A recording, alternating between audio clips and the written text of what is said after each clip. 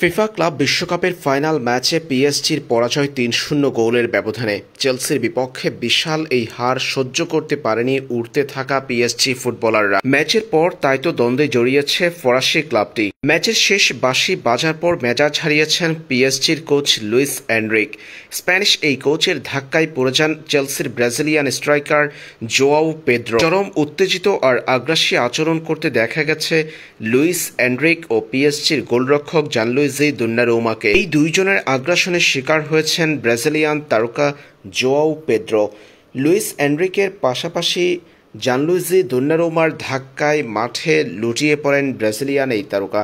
এরপরই মাঠে বাধে হট্টগোল, ঘটে অনাকাঙ্ক্ষিত ঘটনা। দুই দলের ফুটবলারদের মাঝে হয় হাতাহাতি। পরে সেখানে থাকা নিরাপত্তা কর্মীদের হস্তক্ষেপে নিয়ন্ত্রণে আসে পরিস্থিতি। তবে ফাইনাল ম্যাচের শেষ অংশে ঘটে যাওয়া এই অনাকাঙ্ক্ষিত ঘটনা দাগ কেটে গেছে অনেক ফুটবল ভক্তের মনে। মূলত জানলুইজি দোন্নারুমা ও পিএসজি কোচ এনরিকের উগ্র আচরণের কারণে ঘটনা ঘোলাটে হয়েছিল সে সময়।